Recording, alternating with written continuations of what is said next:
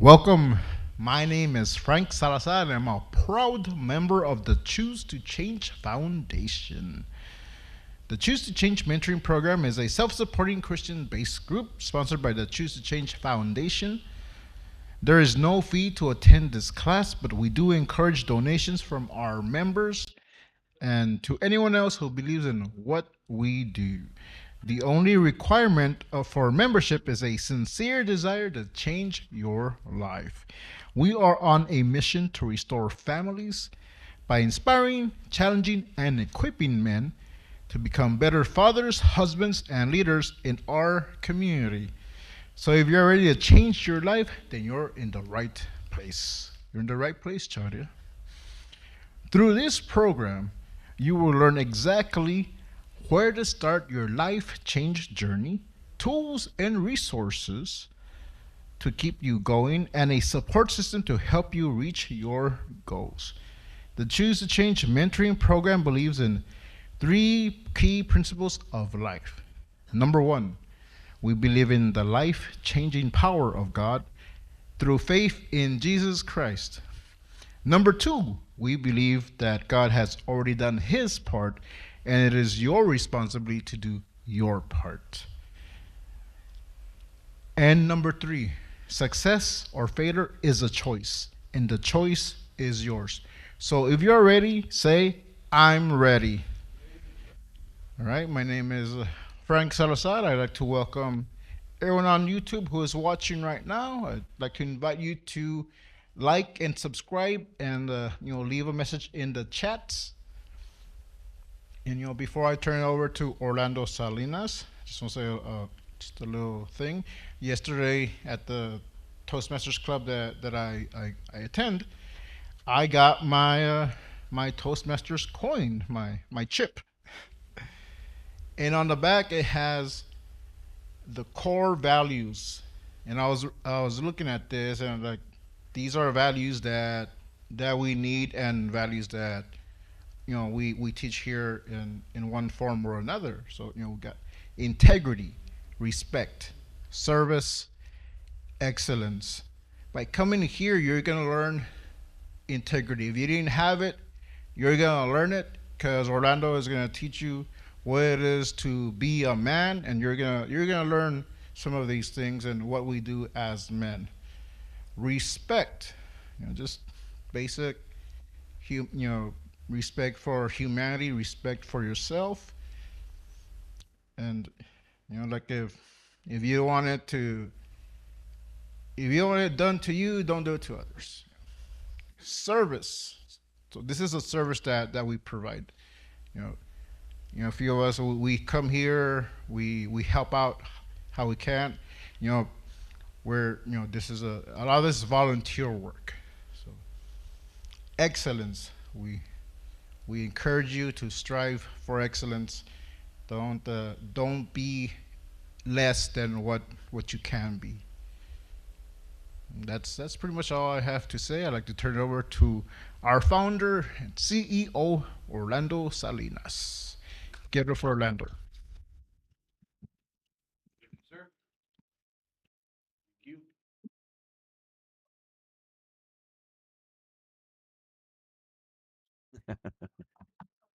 Fix my color. Is it on? It's on? All right. Are you ready? Awesome. Welcome, guys. So I've been thinking a lot about my position in life, where I'm at, where I'm going, and why I do what I do. So something to ponder as we finish up this series that I have on what is a man. The more and more I see our society crumbling right before our eyes, families being destroyed, marriages blowing up, and our youth getting crazier and crazier as our world falls apart right before our eyes, all because they won't they don't want God, and men are missing. And I think about this, and I know a lot of us have made mistakes, right? Like I have. And God is a redeeming God, the God we believe in. And He helps us, Javaria. We can now go forward as new men. But, I've been talking about what is a man because that's what I've been searching for years. What am I supposed to do? And I've embraced this idea of manhood that the Bible teaches. And this is the hill that I want to die on. I did a teaching here. I don't know if you all remember. What hill are you willing to die on?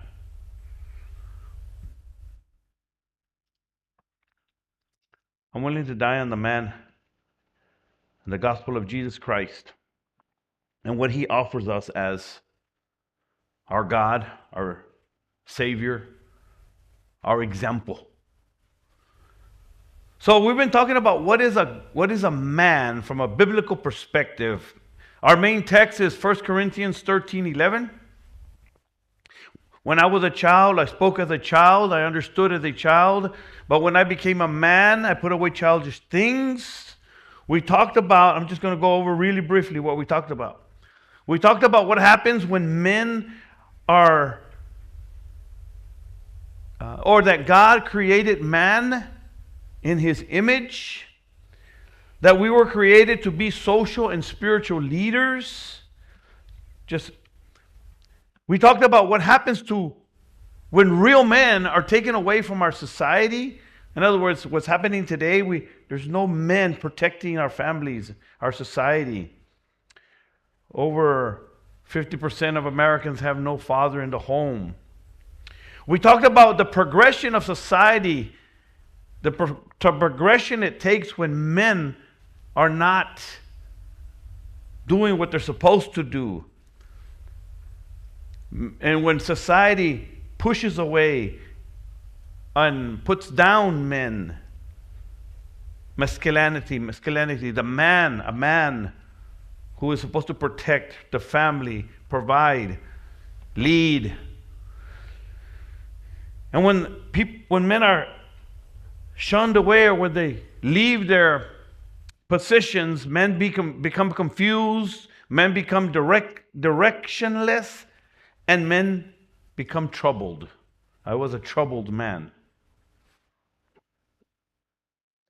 So we live in a fatherless generation. We also talked about as men go in life, as men go, so go the life and health of a society. We talked about that. We talked about what does supernatural, the power of supernatural, well, I'm not going to discuss that one. We talked about the 3 specific things responsibilities of manhood: a will to obey, a will to work, and a womb to love and care for. That's what God left us with.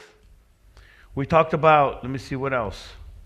I'm just putting these things in your mind. We talked about how Adam was the first man created. Jesus Christ was the second man. Jesus. The first Adam is what a man does, wants temporal power, personal rewards, self, and success.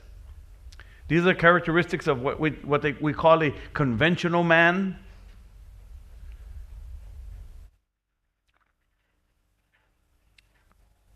Let me see, what is the other? And then we finished off last week, the last time I was here, with that one day we look back and we realize our selfishness and our self-saturated way of living that left a trail of pain, regret, and even destruction. And that's what I left behind when I looked back 25 years ago. I was not successful. I was in prison. I lived my life trying to do it my way, living the way I wanted to live, doing things that I wanted to do, winning selfishly at all cost. Then we realized it's costing us way too much more than we wanted to pay. Right? In other words, somewhere down the line, we hit this wall in our life, as a man, we reach these crossroads, and we look back and we say to ourselves, I've done it my way, but I'm not happy. For most of us in here, our conventional way of thinking, or the conventional man that we see in the world today, the lifestyle they live, takes them probably usually where they don't want to be, with regret. Many of us, for us in here, was prison, alcoholism, family violence, bad relationships, divorce, and so on.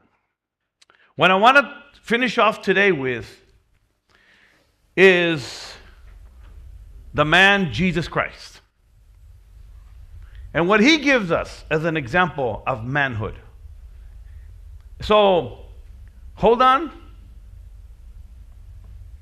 because I think it's going to be very challenging for all of us in here.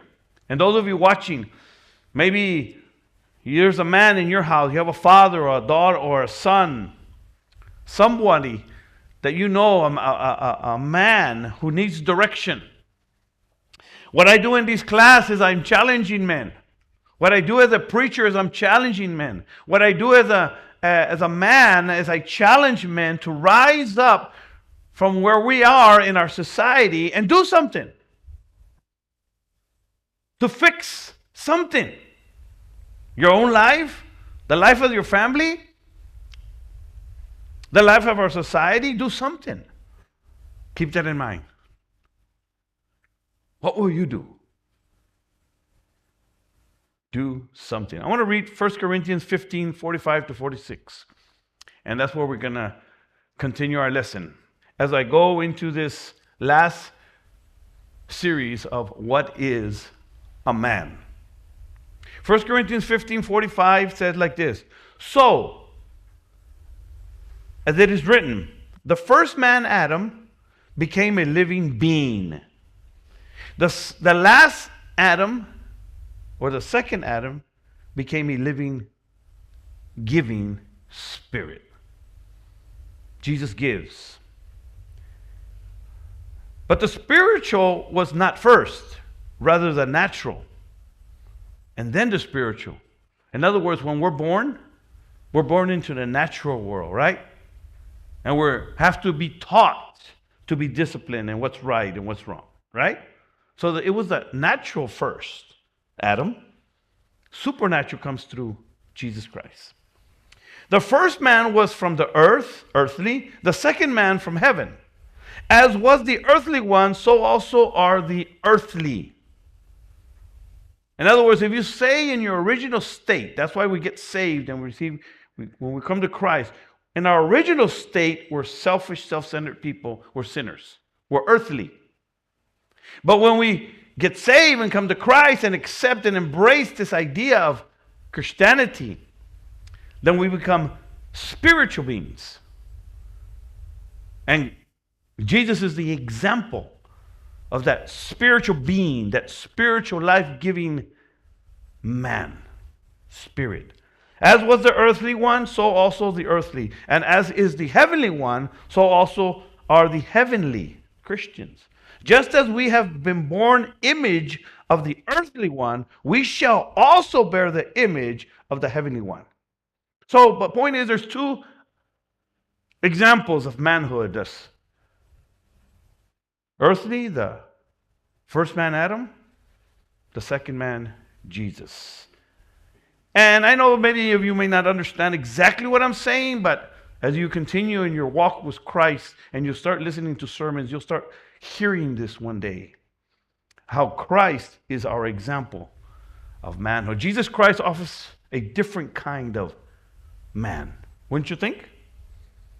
A different kind of thinking, a different kind of being, a different kind of person.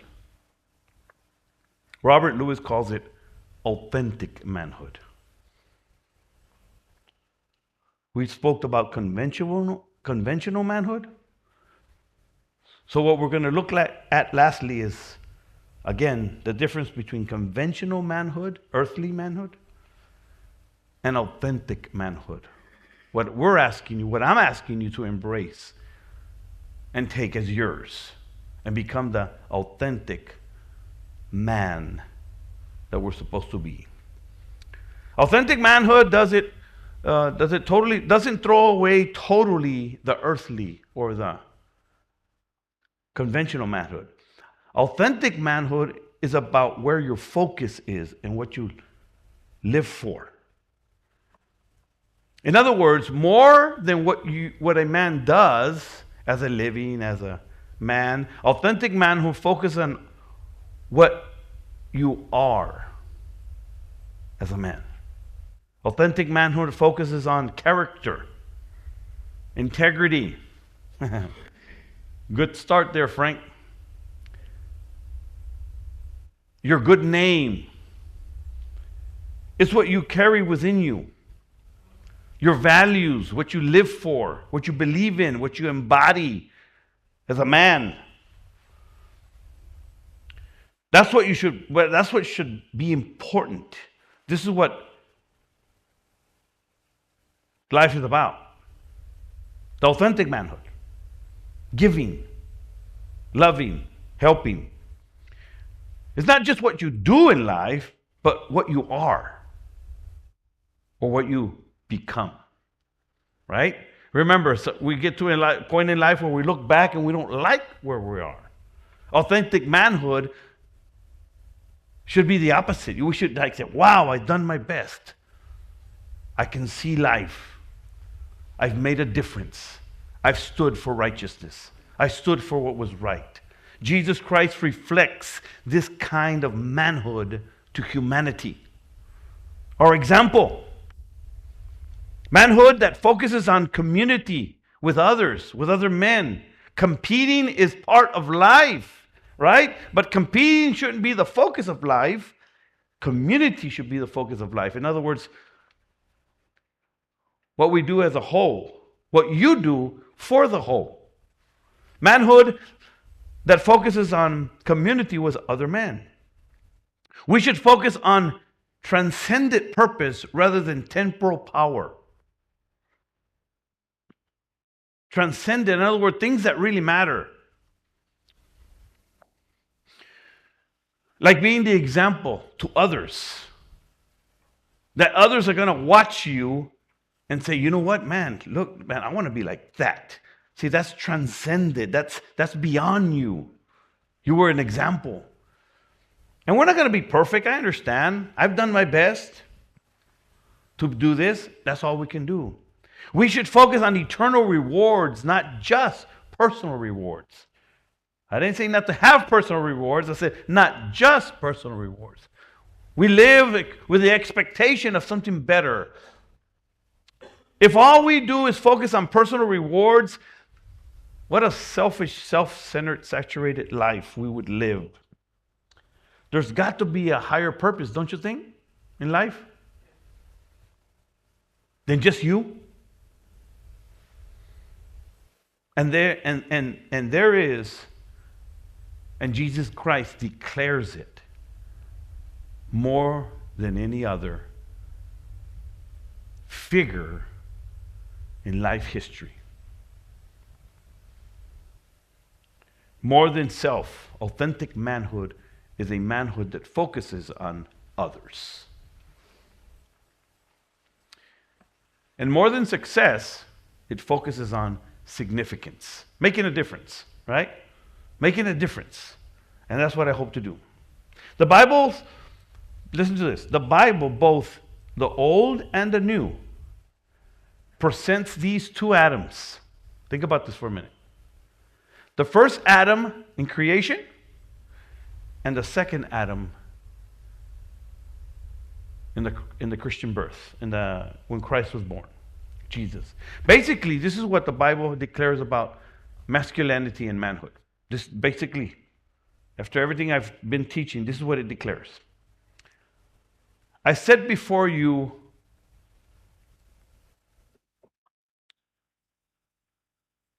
manhood of Adam and the manhood of Jesus. The manhood of darkness, the manhood of light. The manhood of death and the manhood of life. And guess who chooses? I like that. Who chooses that? Which one you become? You do. But every man, every one of us, remember, I'm learning this myself, and it makes so much sense to me. Every one of us, every man will finish his life in the light or the shadow of one of these two men or figures of eternal history. The man Adam, first man, or the man Jesus. So here's what I want to close with. If we take these two men, these two examples, and press them together, in other words, compare them, we get these four defining characteristics of manhood that I gave you earlier when we started this series. Let me remind you. And this is what that makes up the definition of manhood that I embrace here, and you've heard me share it a lot. Do you know any part of it at all, Chapadia? The definition of manhood? A man is someone born male who rejects passivity, accepts responsibilities, leads courageously, and lives with the expectation of a greater reward. So we get that definition from these two men, these examples of manhood, of eternal history. And this is where we get passivity. Let me explain to you what passivity means. Well, let me put it like this first. Passivity, the first man, Adam, fell into passivity. The first Adam fell into passivity. The second Adam rejected passivity. Keep that in mind. The first Adam fell into passivity. The second Adam rejected passivity. At the beginning of this series, we saw that when God created Adam, he set before him three very specific duties when God created man. Stay with me, stay with me. Three very specific duties. He gave Adam the will to obey. In other words, do what I tell you, Adam. A work to do, take care of the garden, Adam. And a woman to love and care for, a family. Right? But yet when Eve needed Adam more than ever before, when our family needs us more than ever before, when my family needed me more than ever before, I was not there. When the woman needed protection from her husband, where was Adam? Listen, here's what Genesis says. Listen closely. So when the woman, Genesis 3:6, so when the woman saw that the tree was good for food, and that it was pleasant to the eyes, and a tree and desirable to make one wise, she took of it and ate. She also gave to her husband who was with her, and he ate. A lot of people, we have maybe thought that Eve was all over there by herself being deceived by Satan, and Adam was somewhere, nowhere to be found, maybe taking care of his business like he was supposed to do.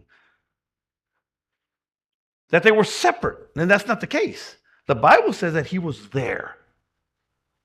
He was watching what was happening.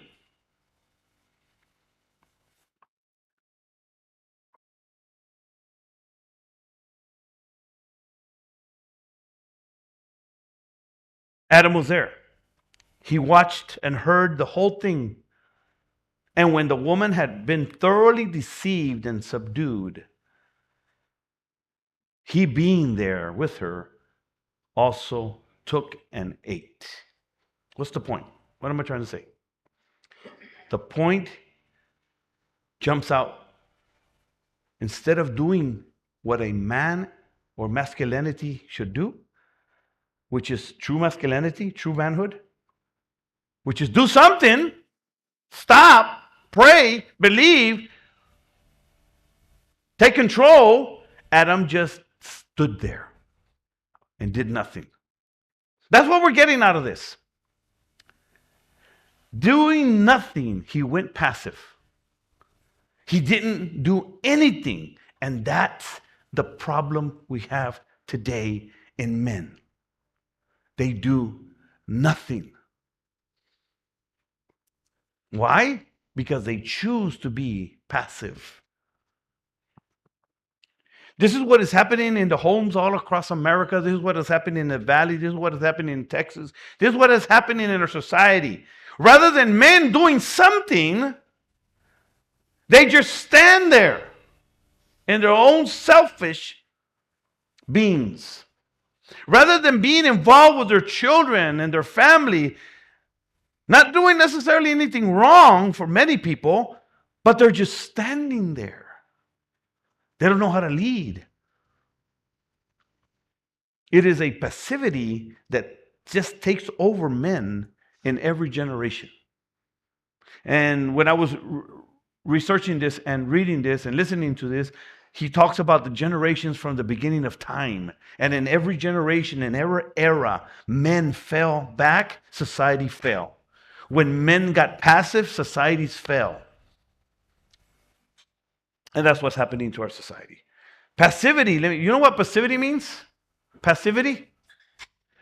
Definition, here you go.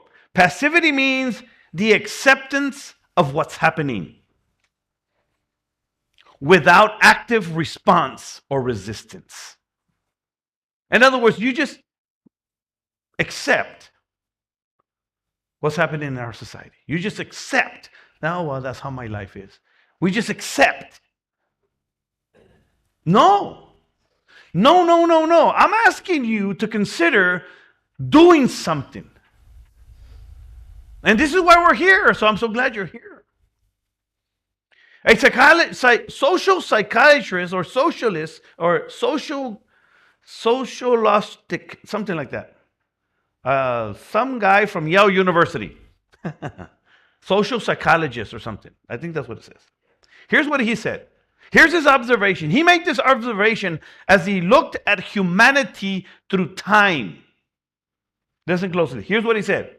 For whatever reason, man or men have this natural tendency to avoid social responsibilities.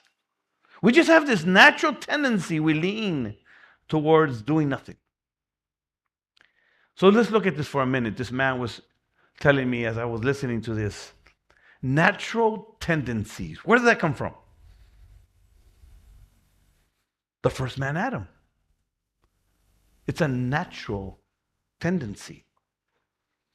Men have this natural tendency of doing nothing in regards to significant social and spiritual things. Significant social and spiritual things. Things that matter. Like leading your family, praying for your family, believing for your family, living for your family, for our society. Nobody wants to stand up. So this is why you see men, even in church. Men just can't find whatever that is within them to move forward and to find some direction for their lives and the direction of their family's life, both spiritually and socially, in the most critical times of our lives. So families fall apart.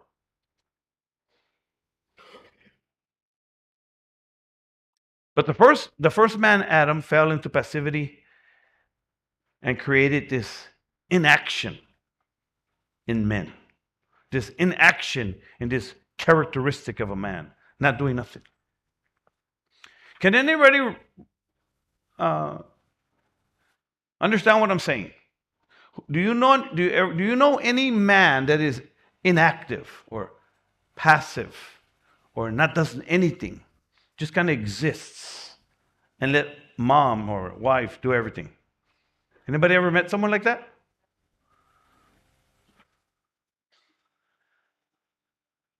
So the first man, Adam, fell into passivity, did nothing.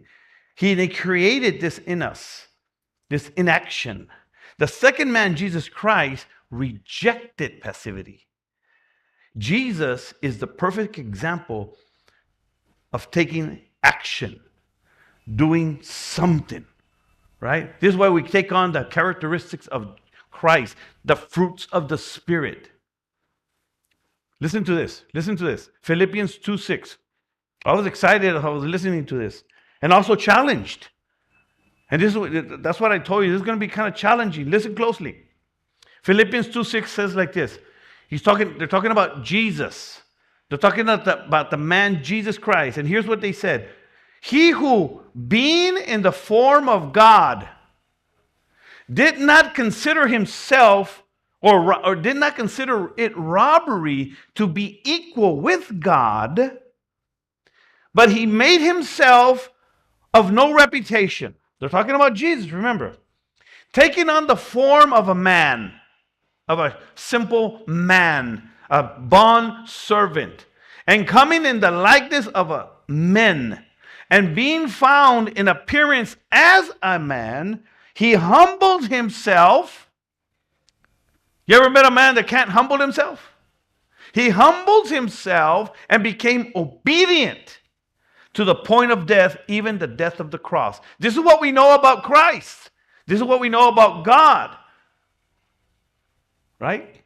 Think about this for a minute. God in heaven, looking at humanity, destroying themselves, right? Watching humanity destroy itself and thinking, who will stand for humanity? Who will stand for the human race? This is the gospel. Listen closely. This is the gospel. Imagine God thinking that. We already saw the first Adam, what he did, right? He just stood there. Couldn't even stand up for his wife.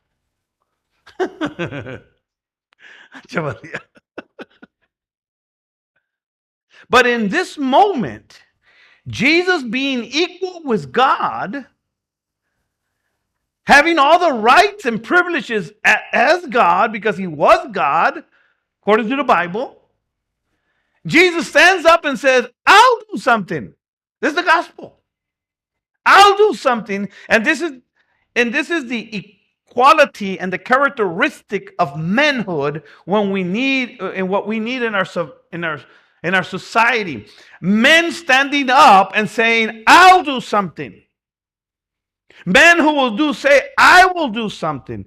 I will live for my family. I will protect my family. I will be spiritual, the spiritual covering for my family. I will sacrifice my own selfish desires for my family, my society. I will reject passivity. I will lead courageously. I will accept responsibility. I will live with the expectation of a greater reward. You see how that works? When we look at Adam in the garden, he looks like a man, right? But he was actually just a boy.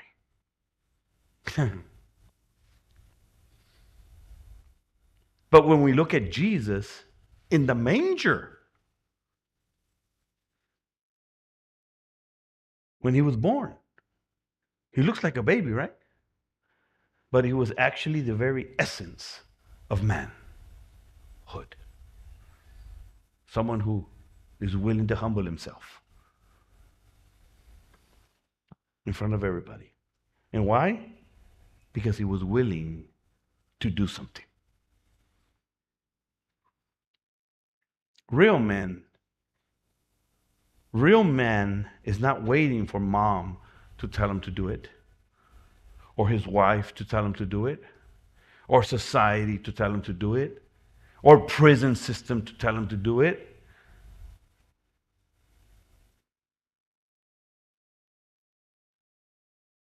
That's what true men do. They step up and do something. And this is what we're challenged to do, Chavaria. Some people can't handle this. Some people don't want this. In fact, most people won't. Because it's too hard. But ask yourself, what hill are you willing to die on? What are you going to believe for? What are you going to die for? It's because, like Jesus, true manhood is becoming like Christ, Jesus, a life-giving spiritual being. In other words, you bring life when you walk into a room. This is the manhood I want to be. This is the kind of man I want to be.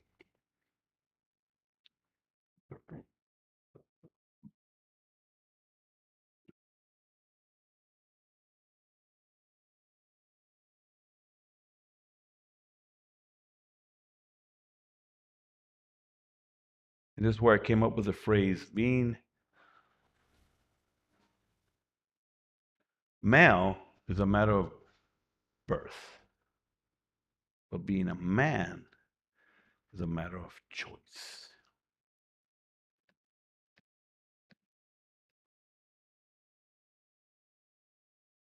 So, I said a lot, didn't I? In one shot. As I was learning this myself, and I wasn't into it. I was like, oh man, this is because the gospel of Christ makes sense now. As I get older, as a man, as a Christian man, as a husband, as a father, as a leader, it starts making sense now. Why I do what I do. Why we're even here. Because I don't know about you, but I have to ask myself, what am I doing? What am I living for? What's my purpose? Do I even matter? Or what matters? Life. Jesus is our example of giving. And if you start listening to the sermons, you start hearing all this. It makes so much sense. Because what matters of who you are and what you represent.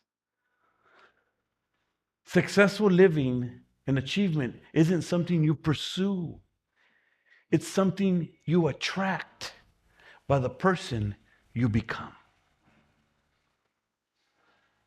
A man. A man of God, a man of faith, a man of courage, a man. Anybody? Does anybody have anything to say here?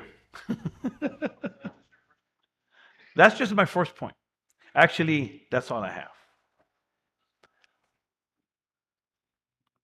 I want to pass around our donation bucket.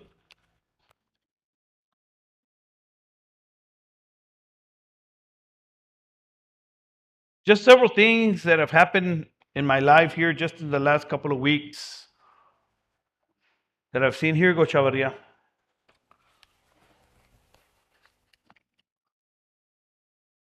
I'm convinced more and more that I'm on the right road. I'm doing the right thing. And this is my way of saying, I'm going to do something. I'm going to do something. I'm going to do something for our society. for our families, for our kids, for the men who can't stand, for the men who won't stand. I'll do something. I'll preach the gospel. I'll go into the prisons. I'll put up with my wife. I'll protect my wife. I'll protect my family. I'll be the example. And this is what we're looking for in our society. This is what we need in our society. And this is what we look for in our church fellowship. We look for men. Why do you think these men surrender their lives to the gospel and decide, you know what? I'll go. They decided they're going to do something. And our fellowship, our church, gives us an opportunity to do something that will make a difference, that will have success, not only success in your life, but significance. Something that matters, right? Doesn't it feel good, Chavaria, to say, you know what? Someone can say, you know what? I can depend on Chavaria. That feels good. We depend on you, Chavaria. I just know when I pull up to here, man, Chavaria and Frank, they're going to be there. That's powerful. I want my pastors to know that I'm going to be here. He doesn't have to be looking for me. He doesn't have to worry about me. I'm going to be here. I'm going to represent. My wife doesn't have to worry about me. She tracks me everywhere I go, but she doesn't have to worry about me. Technology. Listen. But y'all get it, right? And this is what we're doing here. This is what we're doing, Juice. What we're doing here.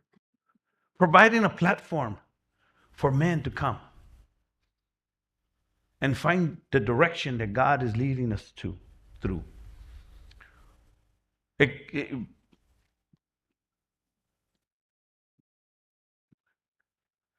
Offering solutions in Christ. And you have to decide what hill you were going to die on. What is a man? A man is someone born male who rejects passivity, accepts responsibility, leads courageously, and lives the way he lives his life with the expectations of something greater. So, there's a lot of great things happening right now that I'm getting ready for. I had a meeting with the chaplains in a prison that we want to take everything I'm doing, the curriculum, what is a man, 7 major keys to life change, into the prisons. Because don't you think that if they can learn this stuff in there, they have a better chance of making it out here? Well, that's what we're shooting for. And that's why we're trying to raise money, so we can go to more prisons and do what we do. Yesterday, what was it? Yesterday, Thursday? Yesterday, a family came from someone who read my book in prison, that's coming out of prison, that told their family, go to that church, go find out who Orlando is, go find out where Choose the Change is, because when I come home, I want to go there. Isn't that crazy?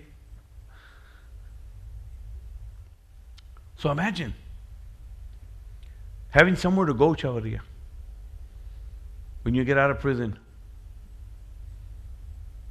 That's pretty cool, right?